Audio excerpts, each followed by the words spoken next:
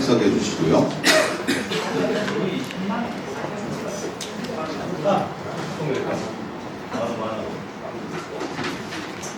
들어오셔서 출석해 주세요. 간단하게 옆 사람하고 인사 나누십시오. 잘 오셨습니다.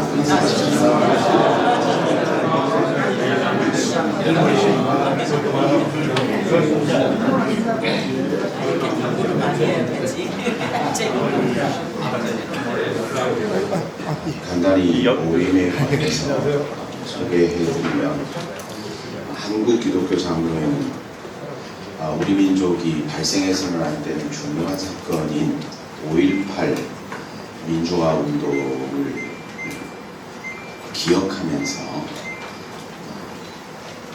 해방신학이 있고 민중신학이 있고 그렇습니다만, 한국에는 이제 5.18 신학이 있어야 한다 하는 당위성을 가지고 총회에서 5.18 신학화 작업을 결의했습니다. 그래서 그 당사자 격인 전남, 광주 5개 노회, 5개 노회에 사업을 맡기고, 그래서 광주 전남 노회는 5.18 역사 발굴 위원회라는 기구를 만들어서 실행을 하게 됐습니다. 그래서 작년에는 신학 논문 발표가 한 편 있었고요. 해마다 그렇게 신학 논문 또는 역사 발굴 논문들을 발표할 예정입니다. 그래서 차곡차곡 쌓아나가서 그래서 명실상부한 한국의 5.18 신학이라고 하는 장르를 세워볼까 합니다. 그 두 번째 논문 발표회를 시작합니다. 신학 논문에는 비혁명 시대의 5.18, 그리고 역사 발굴 자료 부분에는 기청전남연합회 회의록을 통해서 보는 5.18, 이렇게 두 편의 논문이 소개될 것입니다. 먼저 여는 기도를 광주남로의 교사평통의 상기를 맡고 계신 권영덕 목사님께서 해주시겠습니다. 기도하시겠습니다. 철답의 너무 높은 꼭대기에 역사의 주인으로 오셨던 주님의 십자가가 걸림으로 잎새이는 바람에도 살아있는 자의 괴로움을 노래했던 시인의 고백과 같이 하나님이 보내신 하나님의 사건과 역사를 하나님의 말씀으로 받아들이지 못하고 부끄러운 아버지 벙어리이고 힘어버리고 화성당했던 쓰레기더미에 묻혀버렸던 아버지로 그 참혹한 역사를 묻어둔 역사의 긴 시간들을 이 시간 참회하며 이 시간 하나님의 거룩한 사람들이 모였습니다. 역사에 부름받은 사명에 부끄럽지 않는 저희들의 삶이 되도록 주님 이곳에 임하여 주시옵소서. 더 이상 묻혀있는 애곡된 40여 년이 지난 43년 오늘 이곳에 그의 역사의 현장에 섰던 사람들의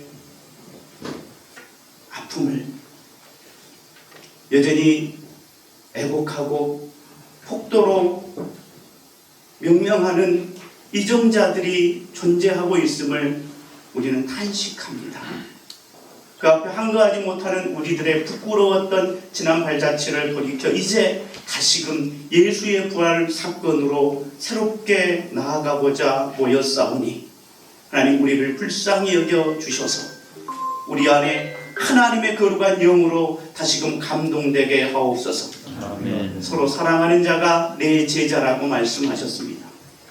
43년 전 5월 이곳에는 물 한 갯박에 생명을 나눴고 주먹밥 하나로 배고픈 허기를 서로를 달래었고 피를 나누며 서로의 잃어버린 자를 눈물로 위로하던 서로 끔찍히 사랑함으로 하나님의 평화의 공동체를 이루었던 그들을 하나님의 거룩하신 말씀으로 깨닫지 못했던 저희들이 이제야 하나님이 보내신 이 역사에 보내신 하나님의 사건으로 하나님의 말씀으로 다시금 깨우고자 합니다.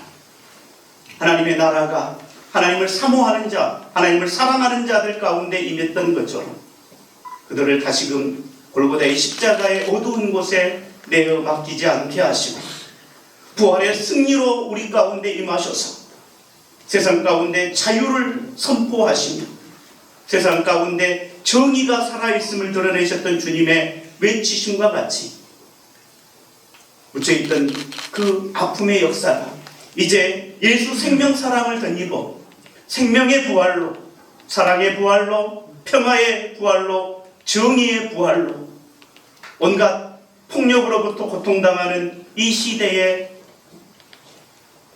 동남아시아와 아프리카와 남미에 고통당하는 사람들의 심령 가운데 그들의 아픔을 다시금 하나님의 말씀으로 위로하며 5월의 정신으로 다시금 그들을 격려하여 일으켜 이 땅에 하나님의 평화의 나라를 일으키길 원하는 하나님의 발걸음을 축복하여 주시고 살아있는 자의 부끄럽지 않는 삶의 기쁨이 저희들의 삶에 행동하는 믿음이요 행동하는 신앙으로 결단하여 서게 하여 주시옵소서. 아멘. 강주 전남 5개 노예가 함께 이 일들을 감당합니다. 하나님께서 지혜를 주시고 함께 합력하여 선을 이룰 수 있는 용기도 허락하여 주시고 이 생명의 부활의 소식이 온 인류의 평화의 왕으로 오셨던 예수 그리스도를 되살리는 거룩한 한 발걸음 되도록 은혜 베풀어 주시옵시고 오늘 슬픔 가운데 증오와 아픔으로 살아가는 이 시대를 평화와 사랑으로 보듬어 소생케 하는 생명의 주의 나라가 임하게 하여 주시옵소서. 우리를 그 사명의 한복판으로 밀어넣으셨사오니 다시금 서로를 보듬어 하나님의 거룩한 나라를 이루어가는 한 발이 되게 하옵소서. 아멘. 그래서 이 강주가 다시금 생명의 부활이요 평화의 소식이요 정의의 외침이 되게 하사 이 시대를 다시금 폭력 아래에 살아가고 경제의 억압 가운데 살아가는 이 시대의 사람들을 향하여 하나님의 평화의 생명의 정의의 사랑의 공동체를 다시금 꿈꾸게 하는 믿음의 소식들 되게 하옵소서. 아멘. 그래서 예레미야의 외침과 같이 주의 말씀을 외치지 아니하면 골수에 사무치는 답답함이 저희들의 심령 가운데 살아나게 하사 오울의 생명의 평화와 사랑이 이 땅에 다시금 드러나는 거룩한 외침의 시작이 되게 하옵소서. 우리 가운데 함께 하시기를 원하옵고 사랑 많으신 예수님의 이름으로 감사하며 기도합니다. 아멘. 이제 한국기독교장로회 총회장 강연홍 목사님 인사 말씀 있겠습니다.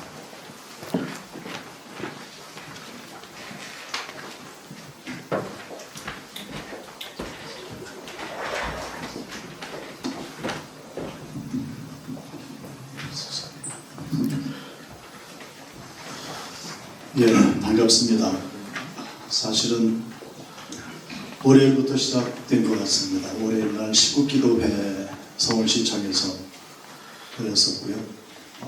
그리고 화요일날은 전국 우리 교단 전국 여름성경학교 이들 강습가 또 대전에서 있었고요. 그리고 어제 저희 임원들이 오후에 목포로 내려왔습니다. 목포로 내려와서 목포 신앙의 세월호 돌아보고 그리고 추억관 추모관 또 다녀오면서 참배를 했습니다. 사실은 월요일부터 가볍지 않은 그런 마음이었습니다. 그런 걸음으로 오늘 이 시간에 광주 한빛교회까지 저희들이 가게 됐습니다. 우리 임원들 같이 오셨는데 같이 인사 한번 나누시죠. 한번 일어서 주시죠. 네. 이분들 인사드리겠습니다. 감사합니다.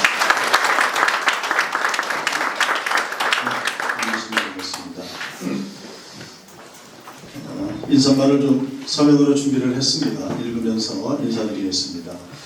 5.18 민주화운동 43주년 행사의 하나로 광주 전남의 5개 노회가 연합하여 진행하는 5.18 신학화를 위한 역사 발굴 논문 발표에 참여하게 됨을 뜻깊게 생각합니다. 1980년 5월 민주주의를 위하여 희생마저 두려워하지 않고 불의에 저항하였던 신앙의 선배님들의 정신을 이어받고자 마음을 모으는 자리이기에 더욱 소중한 시간이라 여겨집니다. 역사는 사실과 기록을 통해 완성된다라고 합니다. 우리 역사의 많은 재난과 사고들이 제대로 규명되지 않고 묻혀가고 있는 것처럼 80년 5월에 대한 진실들 역시 많이 묻혀있는 그런 실정입니다. 5.18 민주화운동에 대한 진상규명 그리고 책임자 처벌, 명예회복은 아직도 완전하게 이루어지지 못한 그런 상황입니다. 우리 한국기독교 장로회는 오래전부터 5.18 민주화운동 기념주의를 제정하여 5월의 정신을 기억하고 그 뜻을 계승하고자 노력하고 있습니다. 민주주의를 위한 교회 헌신과 그리스도인들의 희생을 기억하며 자료를 찾아 기록하여 기억되어야 할 역사, 미래로 이어지는 역사가 되도록 하는 것이 저희에게 맡겨진 책무라 생각이 됩니다. 사실 이 귀한 일은 이미 오래전에 시작되었어야 마땅하다 하겠습니다. 그러나 늦게나마 전남 광주의 5개 노회가 5.18 신학화를 정립하기 위한 이 노력을 기울이고 있는 것에 대해서 이 시간 교단을 대표해서 감사의 말씀을 드리며 우리 기장총회도 협력하고 함께 마음을 모아 도울 것입니다. 역사를 기억하여 하나님이 세우시고자 하는 정의, 평화, 생명의 가치를 세워가고자 노력하시는 광주 전남 5개 노회에 다시 한번 감사의 말씀을 드리고요. 오늘 이 시간이 정말로 귀하고 보람있는 그리고 우리 후배들에게 아주 부끄럽지 않은 그런 시간이 꼭 되기를 간절히 바라는 마음으로 인사의 말씀을 대신하겠습니다. 감사합니다.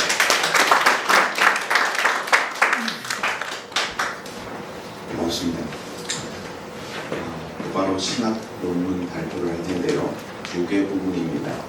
신학 부분하고 현장 역사 발굴 부분 이렇게 두 부분이 있는데 먼저 신학 논문을 소개합니다.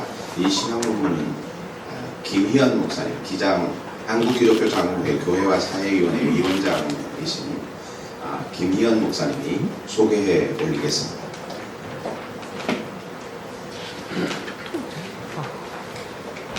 안녕하세요. 아까 노상원 목사님께서 이 배경에 대해서 설명을 쭉 해주셨는데 잠깐 간략하게 몇 곡지를 이렇게 짚어보면 이렇습니다. 104회 총회 때 그러니까 한 3년 반 전에 그때 40주년을 맞으면서 5.18 신학을 정립해야 되겠다. 때늦은 감이 있지만 이미 한국 교회가 많이 보수화되고 있기 때문에 이 목소리를 문서로 만들어 놓는 것이 매우 중요하다 하는 그런 판단을 하게 되었고 5.18 40주년을 맞으면서 3개의 논문을 그때 우리 기장교회 내에서 발표했고요. 그것을 1650개 교회에 회보 특별호로 다 발송한 바가 있습니다. 그리고 그 다음 해에 그 60쪽에 이르는 그 논문을 5쪽으로 압축해서 우리 교단 총회에서 공식 논문으로 채택한 적이 있습니다. 그게 기장교회 5.18 신학이었습니다. 그리고 그 다음 해에 유동훈 열사를 우리가 순교자로 추수하는 행사들도 있었고 아울러서 광주전남 5개 노회에서 장기적으로 해나가자 하는 결의를 해주셔서 이 운동을 신학화 운동을 할 수 있는 뒷받침이 든든하게 마련되었습니다. 그때 이제 광주 전남 지역에서는 광주의 유옥주 목사님 그리고 목포의 김종수 목사님 그리고 서울에서는 최영욱 목사님과 제가 4명이 기획위원이 되어서 10년간 연구를 어떤 방식으로 해나갈까 하는 그런 계획을 세웠습니다. 그래서 3년 단위로 이렇게 3번을 불려보자 하는 계획을 가졌고요. 3년 단위 중에서 첫째 해는 신학 논문으로 두 번째는 비신학 논문으로, 세 번째는 중규모의 심포지움으로 이렇게 해가면서 10주년이 될 때에는 두 권의 단행본으로 내기로 했습니다. 하나는 5.18 신학이라고 하는 기장의 정신을 담은 신학이고, 다른 하나는 5.18 당시에 광주 전남북 지역에서 5.18에 참여했었던 기장교회의 역사를 발굴해서 또 별도의 책으로 만들 계획을 갖고서 지금 진행하고 있는 중입니다. 올해는 비신학 분야입니다. 작년에가 신학 분야였고, 그래서 비신학 분야에 김정한 교수님을 채택한 배경을 간략하게 설명드리면은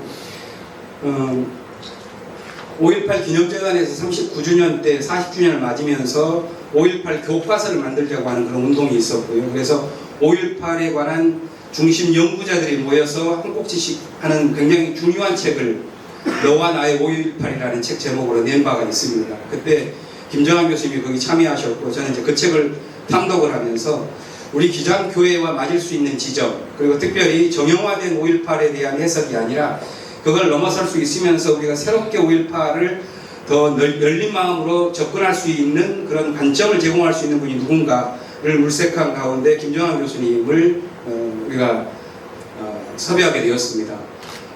김정한 교수님은 주로 1980년대 운동에 대한 중점 연구자입니다.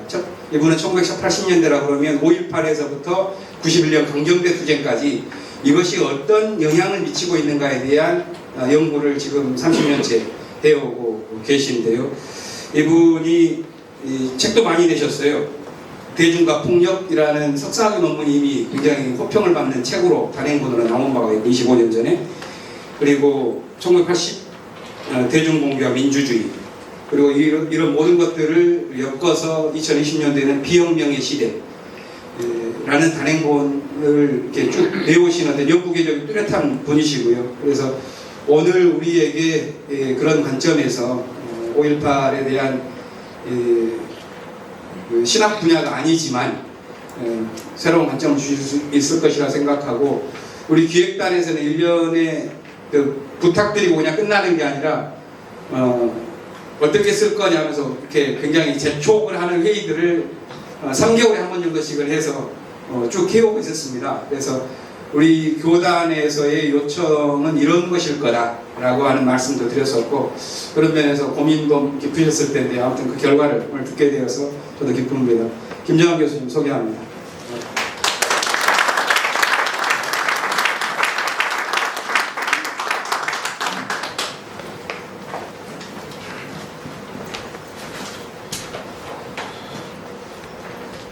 안녕하세요, 김정한입니다.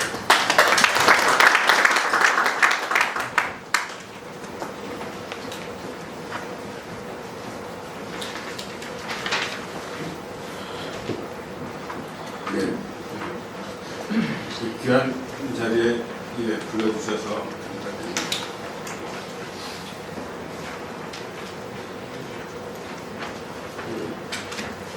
사실 저는 이 말씀을 먼저 드려야 될 것 같은데요. 사실 저는 종교가 없습니다.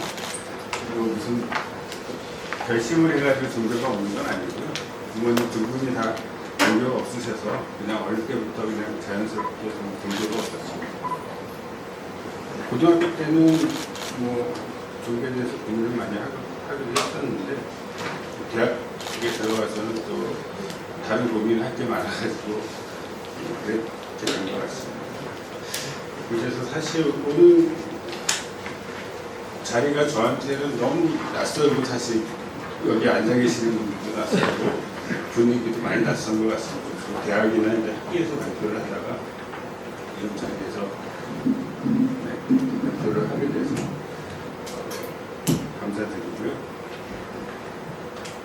조금 발표하다가 조금 실수가 있더라도 좀 이해를 해주시면 좋겠습니다. 발표문을 전체적으로 읽어가는 방식으로 이제 진행을 하겠습니다.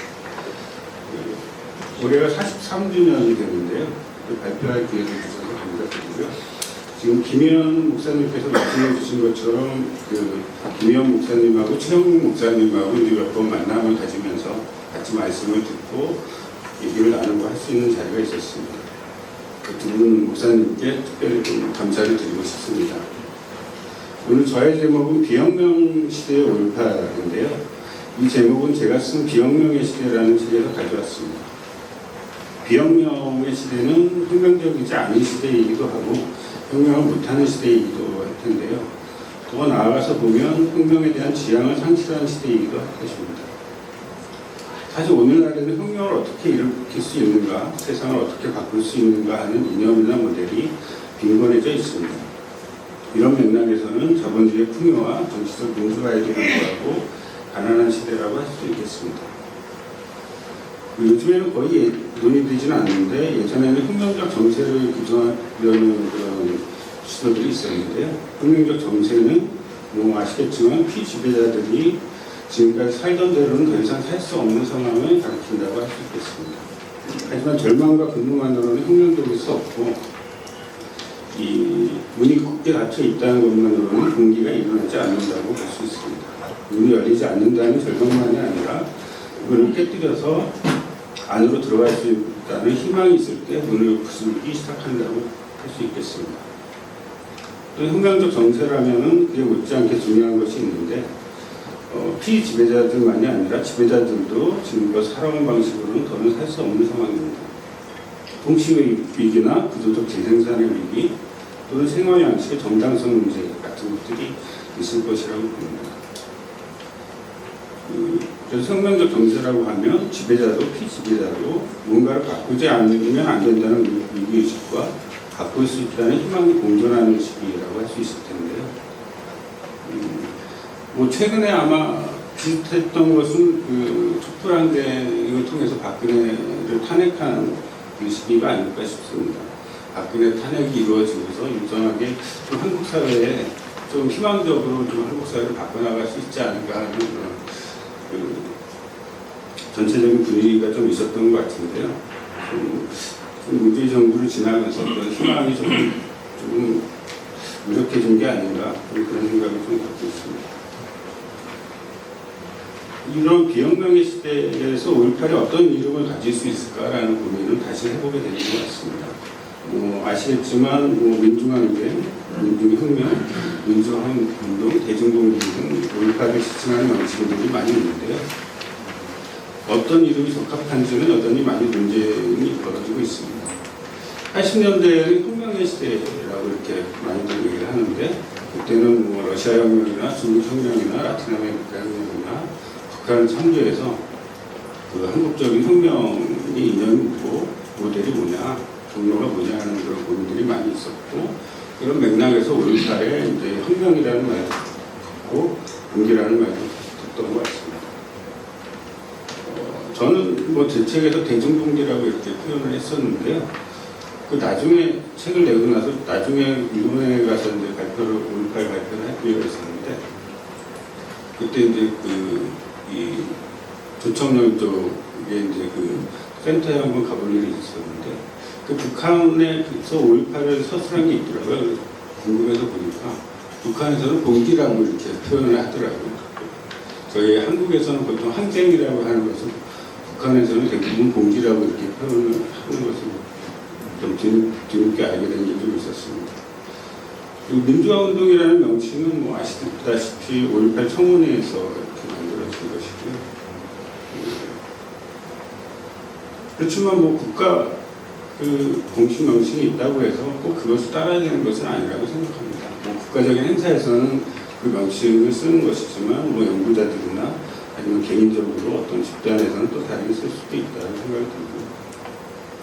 뭐 아시겠지만 제주 4.3의 경우에는 그 조사 보고서를 만들면서 그 정면 논쟁이 있어가지고 지금 그냥 제주 4.3이라고만 하는 것을 하고 있습니다. 항쟁이라는 말을 아직은 붙이지 못하고 있고요. 그래서 그 제주 평화박물관 입구에 보시면 백비가 이렇게 입구에 있는 것을 보실 수 있을 겁니다.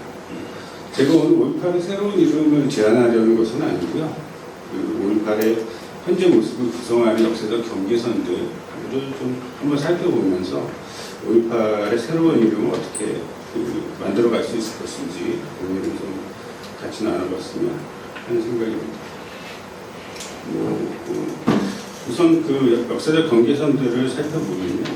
80년대라고 우리가 흔히 얘기하는 것은 시기적으로 보면은 그 5.18 광주항쟁부터 그 91년 5월 투쟁 강경대 열사가 사망하고 많은 분신이 있었던 그 시기까지를 저는 시기 구분을 좀 해보고 있습니다. 12년이라고 볼 수가 있을 거고 그 동안에 그 80년대 사회운동들이 거의 모두 5.18에 준거하고 있었다는 것을 알 수 있습니다.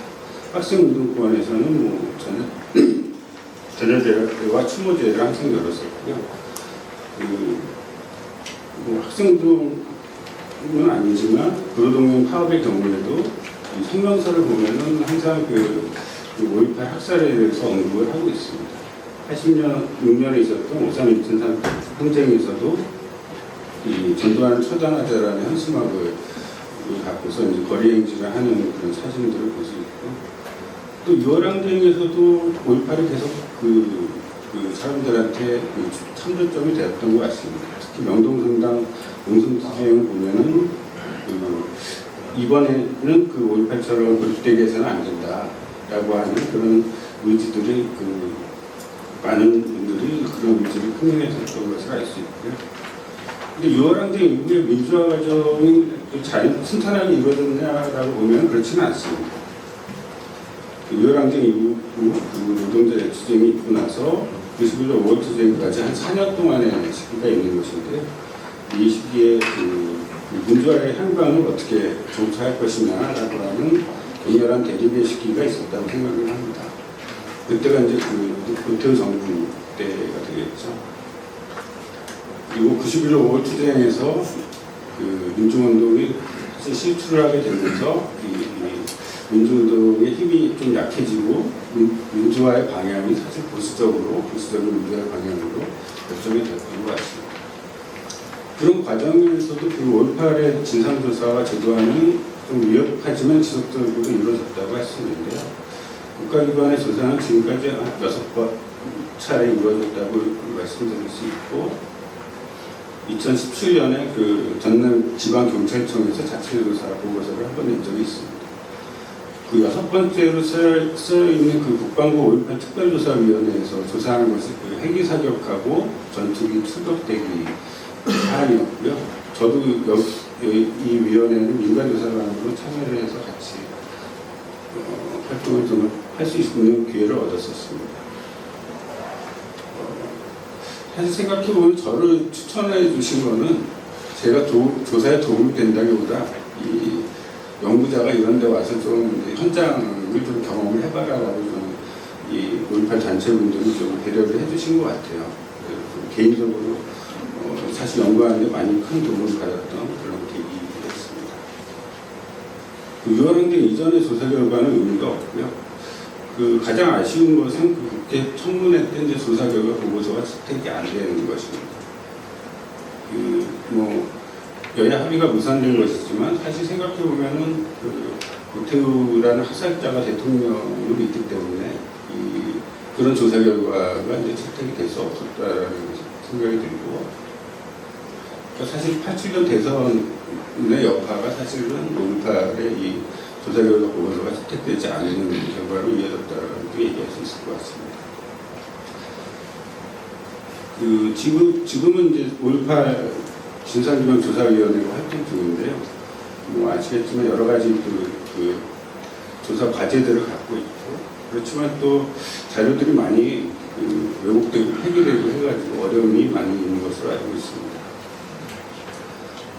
그럼에도 불구하고 여러 차례 조사를 거치면서 사실은 규명된 부분들이 많이 있습니다.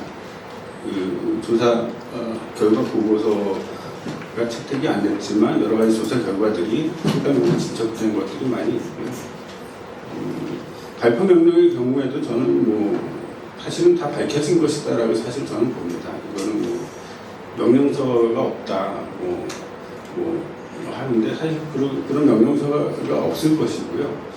그 명령서 문서라든가 아니면 녹음 파일이 없다고 해서 발표 명령자를 특정할 수 없는 것은 아니다라고 생각이 듭니다. 근데 이것은 왜 이렇게 되냐면은 이 조사 결과 보고서가 국가 조사 차원에서 나오지 않고 그 보고서에 그 발표 명령자가 명시가 안 되기 때문에 문제입니다.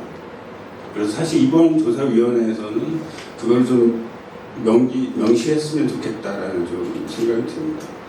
이따가 조금 말씀드리겠지만 대법원 5.18 대법원 판결에서는 사실상 그 발표 명령자로 그 전두환을 사실을 얘기했다고 볼 수 있거든요. 내란 목적 살인이라고 이렇게 판결을 하면서 내란 세력의 수장은 전두환이기 때문에 전두환이 내란 목적 살인 명령을 내린 것이다라고 좀 대법원에서 이제 판례를 내린 것이 이미 있기도 합니다.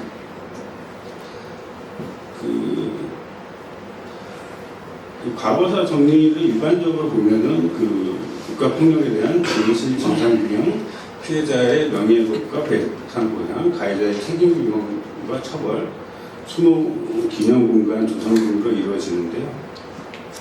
좀 다른 용어들도 있습니다. 이행기 정의라고 하기도 하고요. 과거사 청산이라고 하기도 하는데 이행기라는 말은 독재에서 민주주의를 이행한다라는 그런 말에서 이제 가져오는 것이고요. 이행하는 과정에서 과거 독재에서 있었던 부정의를 바로잡는다는 뜻으로 사용되고 있습니다. 근데 이게 바로 민주화가 됐는데도 바로잡아지지 않으니까 20년, 30년, 40년이 지나도 계속 이행기가 되어버리기 때문에 약간 용어상에 약간 불합리한 점이 조금 느껴지는 것 같습니다. 또 과거사 청산이라고 하면은 사실 청산이라고 하면은 조금 어떤 제도나 법을 바꾼다기보다는 특정 인물을 조금 없애는, 제거하거나 이제 정리하거나 하는 식으로 좀 생각을 하게 되는 것 같아요. 인물 중심으로 좀 생각하게 되는 것 같아서 저는 개인적으로 과거사 정리라고 하는 게 낫지 않을까 하는데 사실 이것도 좀 미흡하긴 해서 좀 그냥 잠정적으로 생각을 하고 있습니다. 5.18의 경우에는 이 과거사 정리의 일반적인 과정들을 보면은 가해자 처벌을 제외하고는 어느 정도는 좀 이루어졌다라고 볼 수가 있는 것 같습니다. 이것은 사실 5.18 말고 다른 제주 사상 같은 경우는 이제 조사 결과 보고서가 채택은 됐지만 아직 배상보상은 이제 시작을 하고 있는 경우고요. 여순환경 같은 경우에도 아직 진상조사가 제대로 안 되고 있는 상황이고 한국전쟁 때의 여러 학살이나 문제들도 마찬가지입니다. 그런 것에 이제 비춰보면 5.18은 사실은 상당 부분 많이 진실 규명이 되어 있고 좀 과거사 정리가 일정하게 좀 진척이 많이 되고 있다라고 볼 수가 있을 것 같습니다. 5.18의 제도화와 관련해서 국가기관의 조사 중에서 주목해 볼 수 있는 것이 사법부의 판결이 되는데요.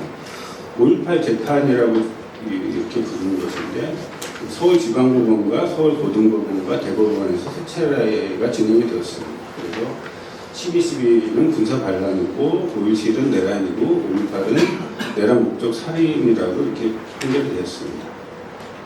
다만 내란 목적 살인은 5월 27일 재진압 작전에 대해서는 적용이 되었고 그 이전의 발포와 학살은 다뤄지지 않았습니다. 그런 좀 한계가 있습니다. 특히 이제 5월 21일에 집단발포라든가 광주 외곽 금지 작전을 전개할 때 민간인 학살이 일어나는 것은 제외되어 있는데 그런 좀 아쉬움에도 불구하고 어쨌든 5월 27일에 재진압 작전은 내란 목적 살인이다라고 이렇게 판결을 내리는 것이 있습니다. 그것이 이제 전두환하고 노태우한테 적용이 되는 것이고요. 이렇게 좀 생각을 해볼 수 있을 것 같습니다. 그러니까 군사반란과 내란 목적 살인이 좀 구별이 되는데 군사반란과 내란은 말하자면 국가에 대한 범죄라고 생각을 하시면 될 것 같습니다. 국헌문란이라는 표현을 쓰는 것이 그런 것인데 그러니까 이 경우에는 피해자가 국가가 되는 것이죠. 내란 목적 살인은 국민에 대한 범죄라고 생각을 하시면 됩니다. 그러니까 국가에 대한 범죄와 국민에 대한 범죄를 좀 구분했다라고 보시면 되고 근데 보시면 5.17하고 5.18을 구분한 것에서 볼 수 있는 것처럼 사실 국민에 대한 범죄는 잘 다뤄지지 않은 겁니다. 대법원 판결에서 국가에 대한 범죄를 좀 중점적으로 얘기를 했다고 할 수가 있겠죠. 좀 그런 부분은 좀 아쉬움이 있지만 그래도 이 대법원 판례가 중요하게 남았다는 것은 또 중요한 것 같습니다. 또 다르게 좀 주목해 볼 수 있는 것이 이 서울고등법원에서 좀 급진적인 결정을 내렸던 것이 있어요. 그 대법원에서는 받아들여지지 않았는데요. 하여튼 5.18을 그 군사반란과 내란 세력에 대항한 광주 시민들의 헌법 질서를 소화하기 위한 정당한 행위였다라고 이렇게 얘기하는 것은 마찬가지인데 서울고등법원에서는 광주 시민들을 헌법 수호기관이라고 이렇게 표현을 했었습니다. 그러니까 대통령이나 이 국회의원의 법원과는 헌법 수호기관이다라고 표현했었는데 대법원에서는 받아들여지지 않았었고 또 서울고등법원에서는 이 내란 세력의 내란이 언제 종료되느냐라고 했을 때 6.29 선언으로 종료된다라고 했습니다.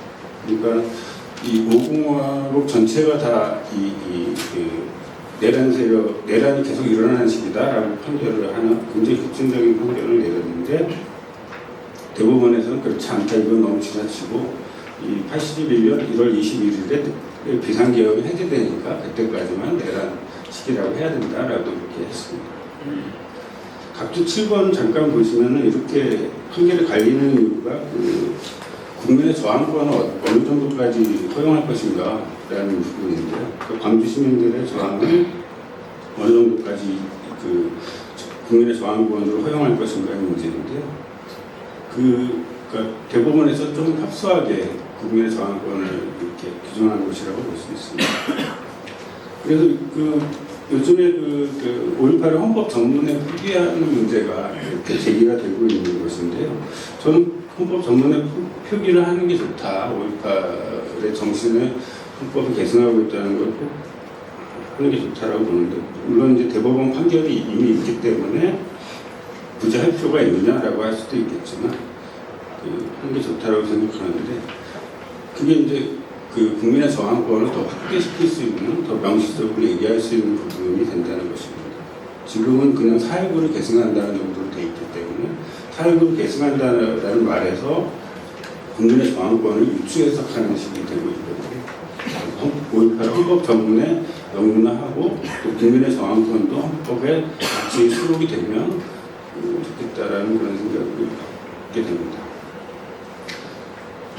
아무튼 대법원 판례를 통해서 5.18이 사실은 대한민국 헌정에 등록이 되었고 이 광주 시민들의 저항이 헌법 질서를 수호하기 위한 행위였다고 했기 때문에 이 헌법 질서에 5.18이 포함이 되었다고 생각을 합니다. 그래서 국가기념으로 지정이 되고 또 국립묘지로 지정이 되고 하는 바로 이제 연이어서 그런 과정이 있었던 것이라고 생각을 합니다.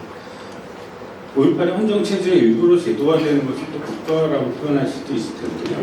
근데 여기에는 좀 역설이 있습니다.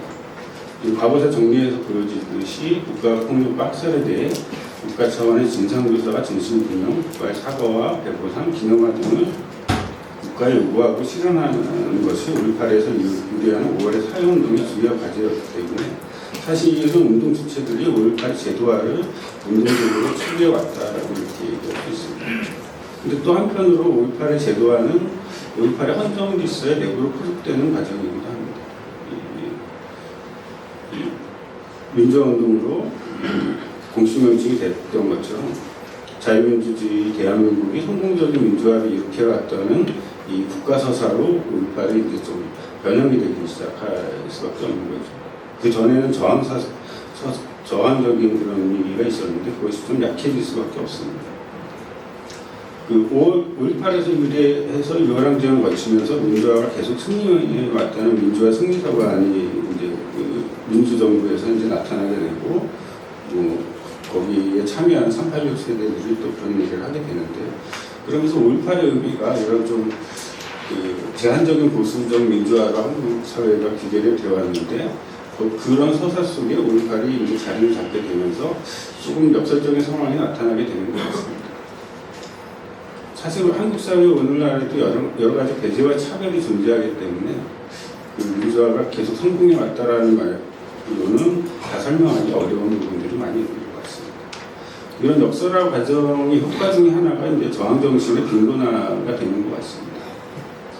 5.18의 참여자들은 군사반란을 일으킨 내란 세력에 대항해 싸웠던 저항 주체들이었는데 5.18의 제도화와 더불어서 국가폭력에 의한 희생자 피해자로 정치가 반영되고 또 보상정책이 특히 이제 문제가 되었던 것인데 개별 보상으로 비교하면서 개인적으로 내가 피해자다, 국가폭력 피해자다라는 걸 입증해야 되는 과정에서 한편의 주체라는 역사적 가치가 많이 악화되었던 것이 아닌가 생각이 듭니다. 사실 사삼 하시는 분들을 보면 5.18을 선례로 많이 삼았던 것 같아요. 5.18, 그래도 사삼 같은 경우도 개인 보상이지만 대신에 거기는 조사 결과 보고서가 있기 때문에 개인적으로 입증해야 되지는 않습니다. 좀 그런 5.18보다는 조금 나은 과정이 된 것이죠. 근데 아까도 말씀드렸던 것처럼 다른 뭐 한국전쟁의 학살이라든가 뭐 그런 것들은 많이 아직 진척이 안 되고 있는 상황이고요. 또 그런 면에서 5.18이 선례이기도 하지만 또 5.18이 조금 다른 운동, 다른 항쟁 사건들에 좀 도움을 줘야 되는 부분도 있는 것 같습니다. 저 같은 경우는 개인적으로 이 사법항쟁도 또 이렇게 관련된 작업을 하게 돼서 사법항쟁 동지에 계신 당시 항쟁을 주도했던 유원갑 선생님이나 성경 선생님이나 다른 분들을 계속 뵙게 됐는데요. 그분들이 말씀하시는 게 그래도 5.18은 잘 되지 않았냐, 5.18 분들이 우리를 좀 도와줬으면 좋겠다 그런 말씀을 많이 하세요. 아직 진상규명도 제대로 안 돼 있고 보상 배상도 잘 안 돼 있고 명예회복이 안 되고 있기 때문에 그러니까 사법항쟁은 4월에 있었던 것이고 5.18은 5월에 있었던 것이니까 사실은 같은 신군부의 쿠데타 과정에서 같이 이제 고초를 겪었다고 볼 수 있을 텐데 그런 말씀을 좀 하시는 걸 보면서 꼭 좀 기회가 되면은 사법항쟁하고 5.18하고 좀 같이 뭔가 기념식이나 무슨 같이 행사를 하든가 해가지고 같이 연대를 해도 좋겠다라는 생각을 좀 해보긴 했었습니다. 그 5.18 저항 정신이 무엇일까를 좀 생각을 해보면요. 80년대에는 보통 이제 수습파와 항쟁파를 구별을 하고 항쟁파가 혁명적이고 수습파는 조금 반동적이고 좀 이렇게 저도 대학 때 그렇게 선배들한테 배웠었습니다. 이런 데 생각을 해보면은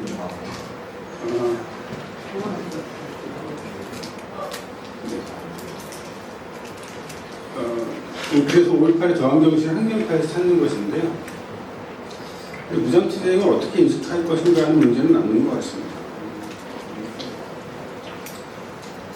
근데 수습파가 제시한 7개항의 요구 조건을 다시 한번 볼 필요가 있을 것 같은데요. 개헌군의 과잉진화 민정, 구속 학생 및 민주사 연행자 석방, 시민의 인명과 재산 피해 보상, 발포 명령 책임자 처벌과 국가 책임자의 사과, 사망자 장례식은 시민장으로 하고 수후 보복하지 말 것, 이상의 요구가 간청되면 무기 자진 해소 및 반납 무장 해제 등입니다. 무기 해소 및 반납의 모든 요구사항이 관철된 경우에 하겠다는 것으로서 조건부 무장 해제였습니다. 발포 책임자 처벌, 책임자 사과, 보복 금지 등 상당히 적극적인 요구사항이었던 것을 알 수 있는데요. 사실은 과거사 정리들의 과제들에 상당히 부합하는 그런 요구 조건이었다고 볼 수 있습니다. 그러니까 수습파가 제시한 것도 사실은 굉장히 적극적인 요구 조건이었던 것이죠. 당시 상황이었는데 불구하고. 하지만 다단계 쿠데타를 통해 정권을 탈취하려는 내란 세력은 협상의 의지가 없었기 때문에 사실은 평화적인 해결책이 막혀 있었다고 봐야 하는 것 같습니다. 그래서 5.18은 항쟁파의 길로 갈 수밖에 없었다고 얘기를 해야 될 것 같습니다. 저도 녹두서점의 5월이라는 책을 보면서 처음 알았는데요. 또 5월 21일에 집단 발포가 일어난 다음에 녹두서점에 모여있던 윤상원 열사를 비롯해서 많은 분들이 이제 상황이 끝났다라고 하면서 피신을 하려고 했었다고 합니다. 실제로 이제 헤어지면서 나중에 살아서 만나자라고 하면서 이제 광주에서 이제 피신하려고 했다라고 하는 것이고, 그러다가 피신하다가 보니까 이 사람들이 총을 들고 트럭을 타고 이동하는 것을 보고는 아, 이게 여기서 안 끝났구나라고 생각해서 다시 녹두서점으로 돌아왔다는 겁니다. 이분들이 이제 나중에 이제 항쟁파를 지도부를 구성하게 되는 것이죠. 그러니까 보통 이제 뭐 5월 22일 이후에 대학생들은 뭐 없어졌다 뭐 이렇게 얘기를 하는데 사실은 그렇지는 않습니다. 많은 사람들이 사실 피신을 하긴 했지만 또 남아서 이제 그 마지막까지 도청에 있었던 대학생들도 많고 또 항쟁파 지도부를 구성했던 분들도 계셨던 것이고 그래서 이렇게 항쟁파 지도부가 남았기 때문에 그 5.18의 역사의 힘과 무게가 넘쳐진 것이 아닌가 생각이 듭니다. 이 시민들의 무장을 설명하는 논리는 이제 정당방위론이 우선 있을 텐데요. 뭐 잔혹한 학살에 맞서서 생명을 지키기 위한 행위였다라고 하는 것입니다. 근데 정당방위 규정하는 이 헌법을 보면요, 그 여러 가지 이제 뭐 한 문장으로 되어 있지만 여러 가지 조건들을 충족해야 되는 경우가 있습니다. 특히 문제가 되는 게 그 침해의 현재성인데요. 이게 사실 충족하기가 어렵기 때문에 정당방위로 인정되기가 사실은 어렵다고 합니다. 왜냐면은 그 1년 동안 계속 매를 맞다가 오늘도 매를 맞을 것 같아가지고 내가 먼저 그 사람을 때리면은 침해 현재성이 인정이 안 되는 거예요. 내가 맞고 나서 바로 대항을 해야지 침해 현재성이 인정이 되는 겁니다. 그래서 사실은 각주 12번을 잠깐 보셔도 제목만 보셔도 아실 수 있을 텐데 사실 정당방위가 인정이 거의 다 안 된다라는 겁니다. 근데 최근에 그 사법부에서는 5.18 당시에 이제 총기 탈취와 전단, 계엄군을 향한 사격 등을 무죄로 최근에는 다시 판결을 하고 있는데요. 이것은 이 아까 말씀드렸던 그 5.18 재판에서 대법원 판례가 있기 때문에 그것은 그 5.18이 헌정 질서를 수호하기 위한 정당한 행위였다라고 판결을 했기 때문에 그 판례가 적용이 되는 것이라고 볼 수 있을 것 같습니다. 내란 세력의 경우에 사실은 자유권 발동이라고 하면서 정당방위론을 했었던 것인데요.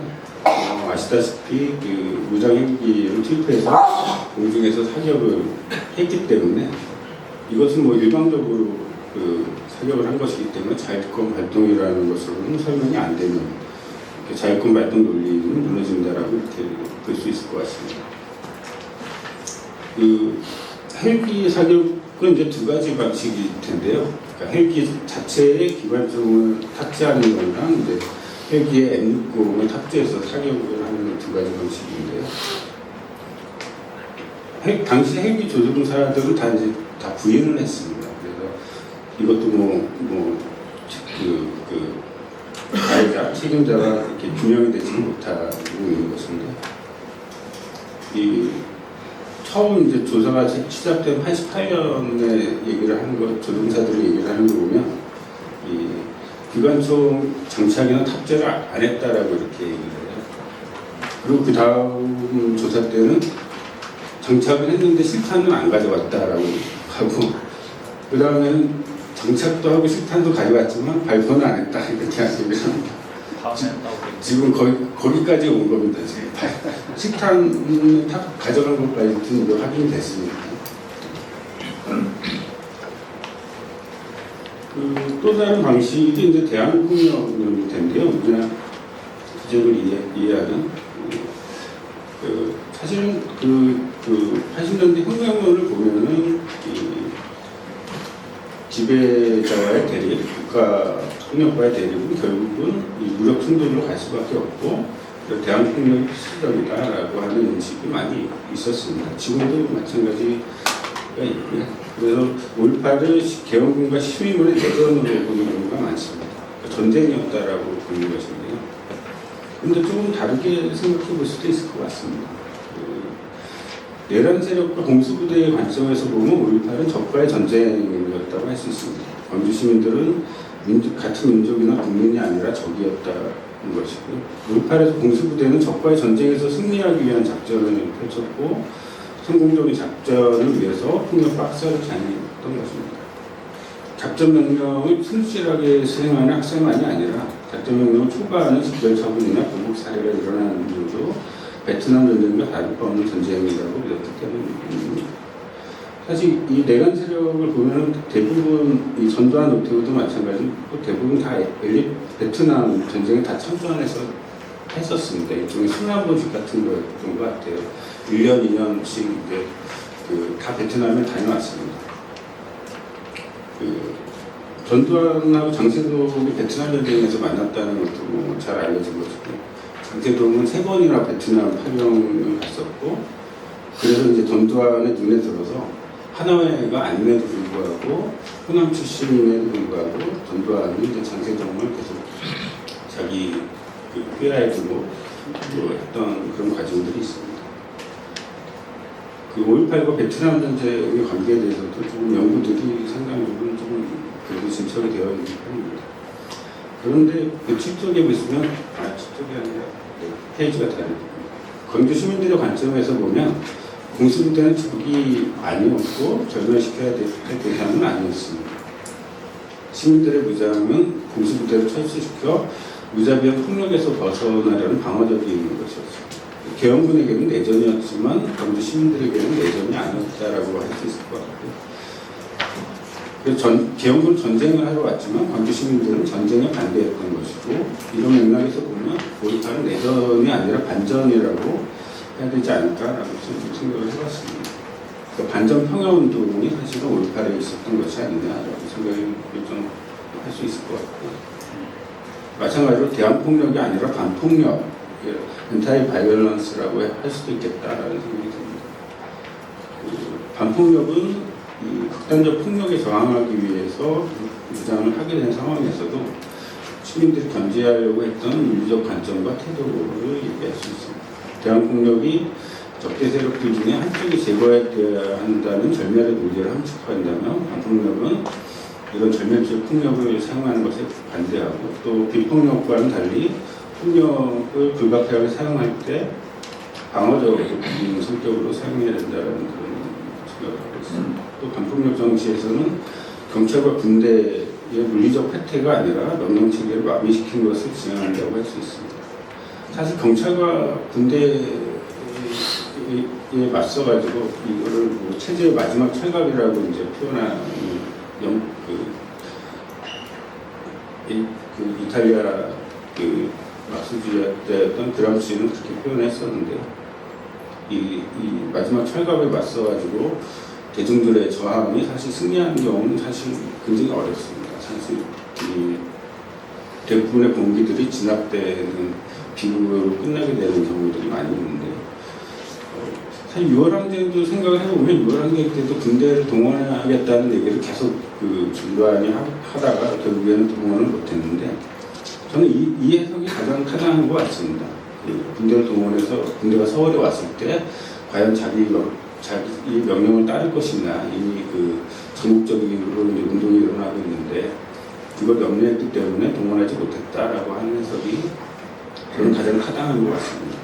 물론 뭐 미국이 반대했기 때문이라는 해석도 있고 한데, 미국은 좀 관망을 했다고 봐야 될 것 같아요. 6월 항쟁이 진행되는 것을 보면서 좀 관망하는 방식이었다고 봐야 될 것 싶습니다.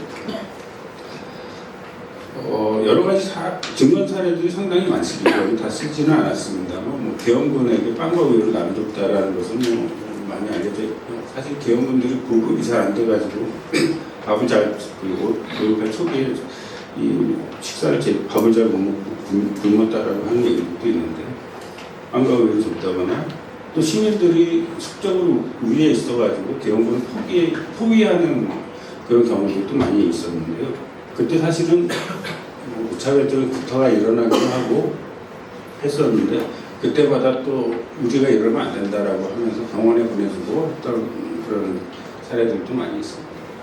또 옥상에 어떤 질문하신 분은 이제 옥상에 이제 계엄군을 포기를 하게 돼가지고 다 옥상에서 밀어서 다 죽이자라고 이렇게 하는 격렬한 과정이었던 거죠. 또 어떤 분이 우리가 그러면 안 된다라고 해서 또 보내주고 했다라고 하는 그런 여러 가지 증언들이 많이 있습니다.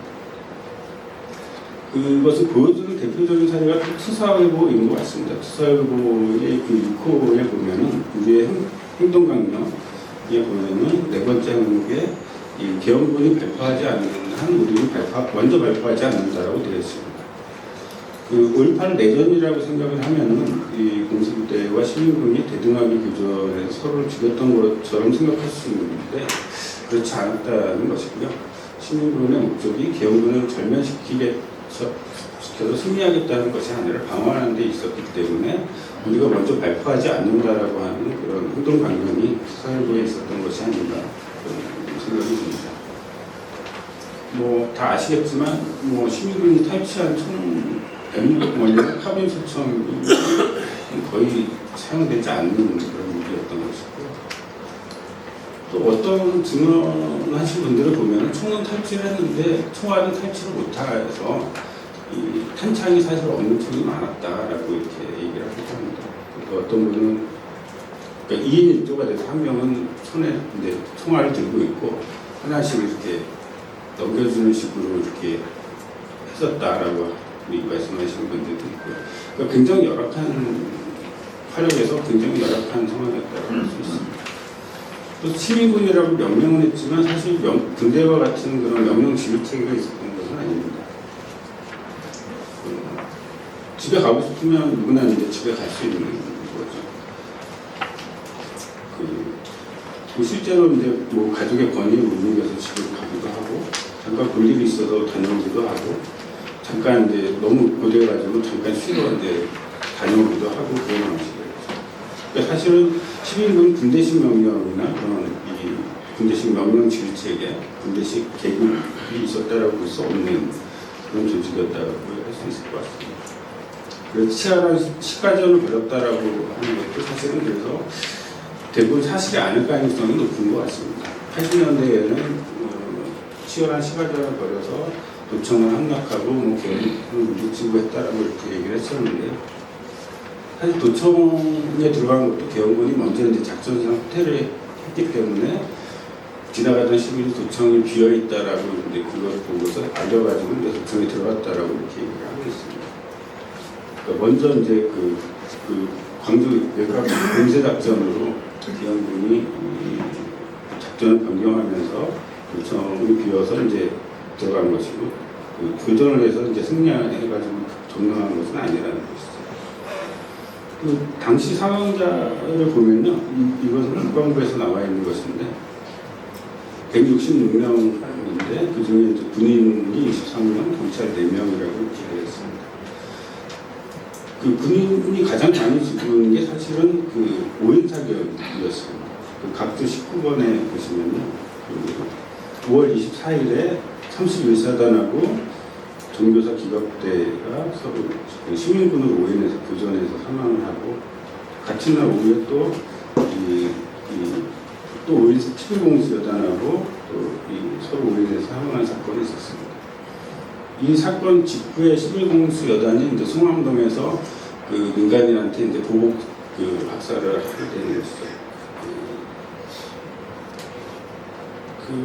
그래서 사실 가장 큰 희생이 있었던 것은 사실은 서로 다른 부대끼리 서로 5인 사격을 해가지고 서로 이제 전투를 하면 해가지고 이제 사망하는 경우가 많고 사실은 시민군의 총격으로 사망한 경우는 거의 없는 편입니다. 뭐 수가 적다라는 게 뭐 중요한 것은 아닐 수도 있겠습니다. 엊그제 그 조사 5.18 진상조사위원회에서 발표한 것은 그 166명, 민간인 166명의 사망 중에서 총상으로 총격으로 사망한 것이 이제 135명이다라고 이렇게 그제 대국민 보고서에서 그 얘기를 하더라고요. 네. 그리고 대부분 이 치명적인 부위에 총을 맞았기 때문에 대부분 조준 사격이라고 봐야 된다라고 하는 것을 발표를 했었고요. 거기에 비하면 사실 시민군의 교전 능력은 많이 약했다라고 볼 수 있습니다. 그래서 계엄군과 시민군은 이 무장력이나 조직 체계, 정체성 체계관에서 모두 비대칭적이었다고 할 수 있을 것 같습니다.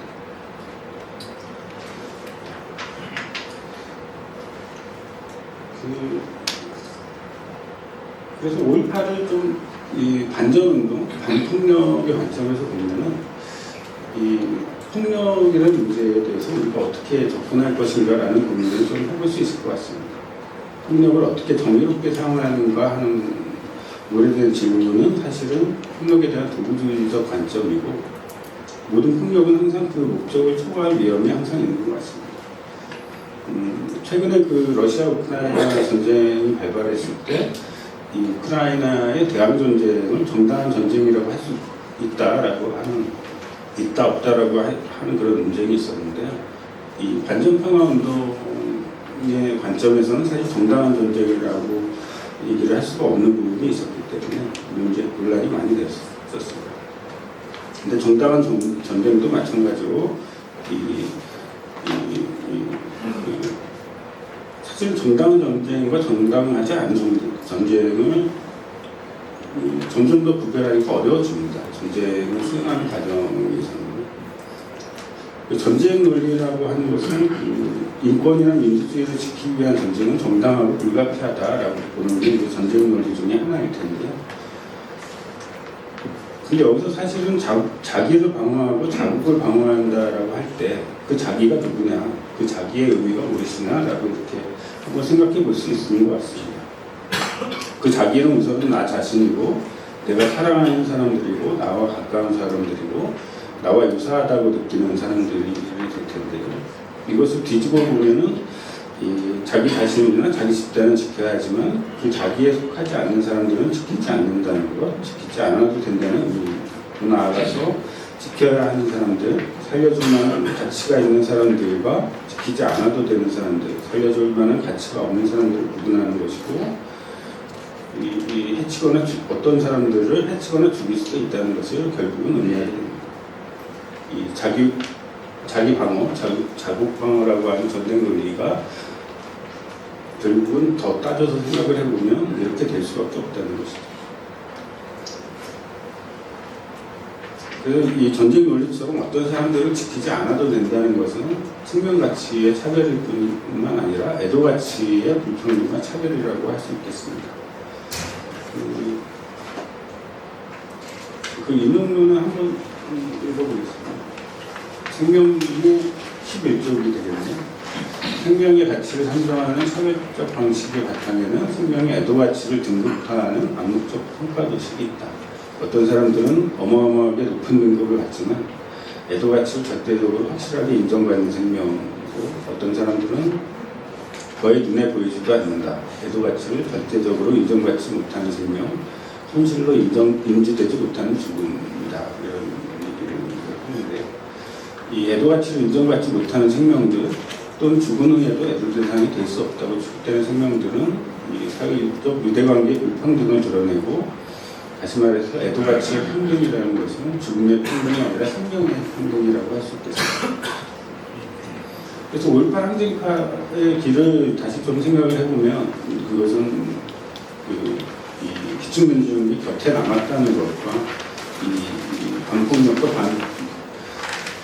반부전운동의 그런 것이, 그런 논리가 밑바탕에 있다라는 것이 아닐까라는 생각이 듭니다.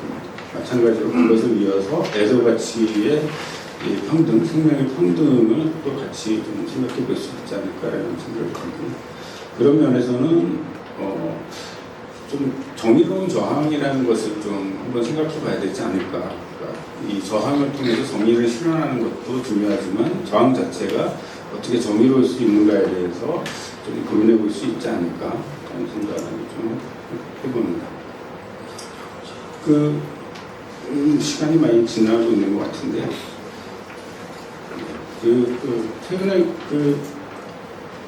어른 김장하라는 다큐멘터리를 봤는데 많이 보셨을지 모르겠습니다. 저도 그걸 보다가 좀 아주 조용히 묵묵히 사시면서 주변의 여러 사람들한테 도움을 주는 모습이 되게 감명이 깊었던 것 같습니다. 그런 면에서 좀 어른 5.18이라는 표현을 생각해 볼 수 있지 않을까라는 생각을 했는데, 우선 이 표현으로 생각을 한 것은 아까 말씀드렸듯이 사국항쟁이라든가 뭐 다른 학살 사건, 우리 진척이 없는데 5.18이 그런 것들을 좀 같이 좀 도와주고 하면 좋겠다라는 생각에서 어른 5.18이라는 표현을 저는 좀 생각을 해봤었습니다.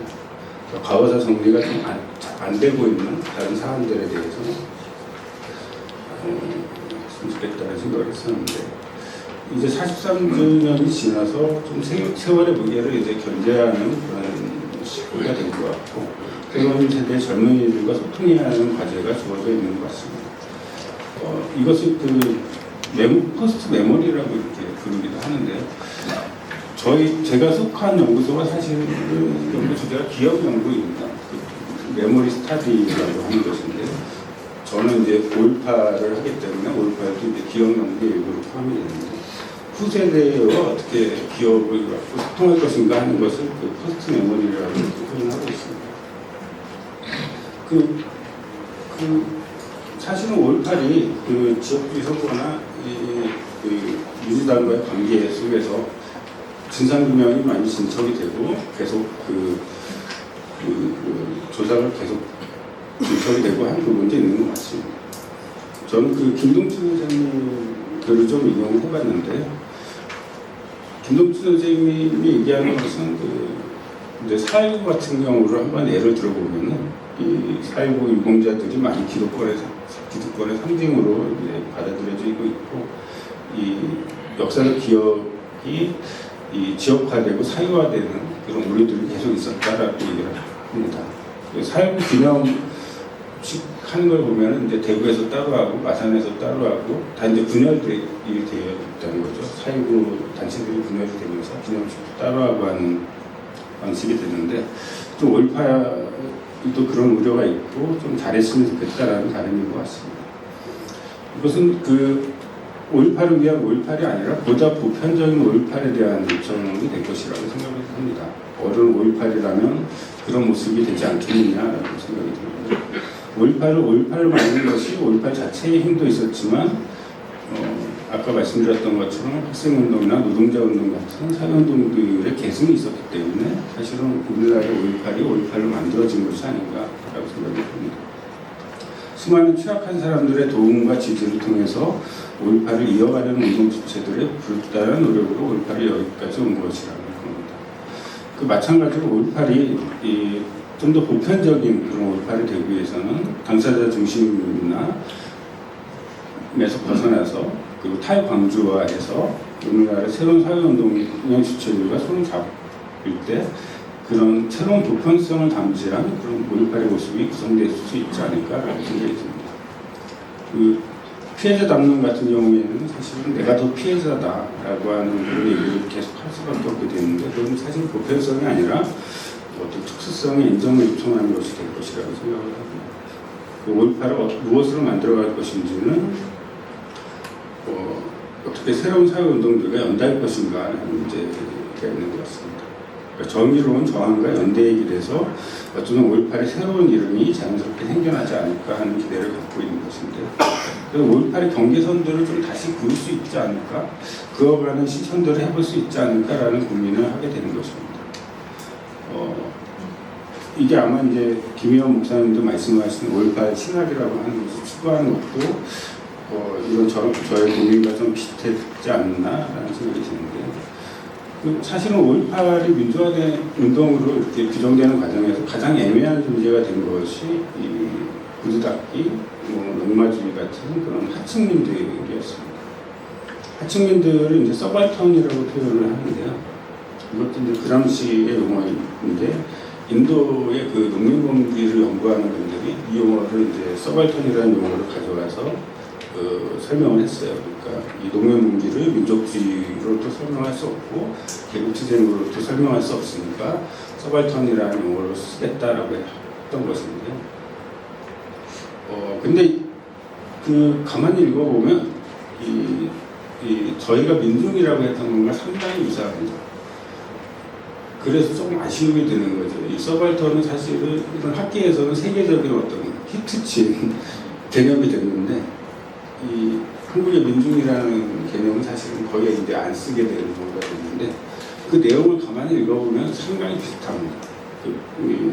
민중도 사실은 그냥 계급하고 민족하고는 좀 다른 용어인데, 그래서 좀 아쉬움이 들기도 하고, 민중이라는 용어를 어떻게 다시 살려볼 수 있지 않을까 그런 고민도 하게 되는 것 같습니다.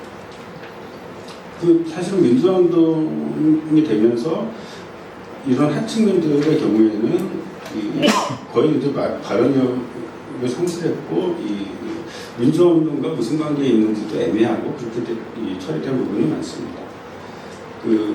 뭐 많이 아시겠지만 최동원 선생님의 올해 사회과학에서는 리미너라는 존재라고 이렇게 얘기를 했는데 경계의 존재라고 이렇게 얘기를 해볼 수 있을 것 같습니다. 기존의 공동체와 새로운 공동체의 문턱, 그 경계에 있던 사람들일 텐데요.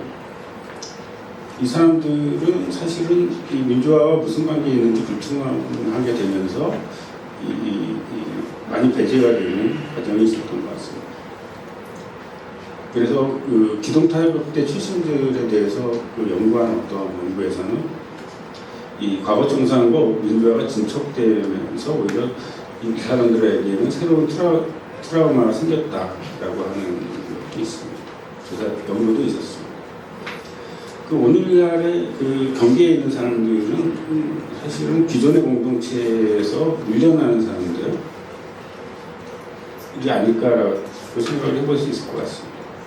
지금 현재의 한국 사회에서 배제되는 사람들, 쫓겨나는 사람들이 아닐까 이런 생각을 좀 해볼 수 있을 것 같고요. 그래서 사실 제가 무슨 답이 있는 게 아닙니다. 그래서 이 넉마주의라고 하는 것을 그냥 실마리로 삼아서 한번 비유를 해본 것인데요. 김영 목사님이 저한테 이런저런 말씀하셔서 제가 근데 목사님 저는 답이 없습니다 라고 했더니 김영 목사님이 저한테 기도하십시오라고 기도하라는 말을 쓰면 이럴 때 사용하는 거구나 라고 느꼈습니다. 5.18에서 넉만주의가 많이 5.18에 참여했다는 것은 아실 거라고 생각을 합니다. 사실 영화 김군에 보시면 거기서 이제 넉마주의 얘기가 나오잖아요. 5.18 이후에 넉만주의가 사라진 것에 대해서 이제 김군 감독도 이제 같이 추적을 하는 그런 과정도 있었던 것인데, 보들레르라는 그 시인이 넉마주의의 소리라는 시를 썼다고 하는데요. 시가 아닌데 글을 썼다고 하는데요. 이 대도시가 남긴 모든 것, 도시가 잃어버린 모든 것, 이 도시가 경멸한 모든 것, 이 도시가 파괴한 모든 것, 그것을 그는 정리하고 수집한다라고 했다고 합니다.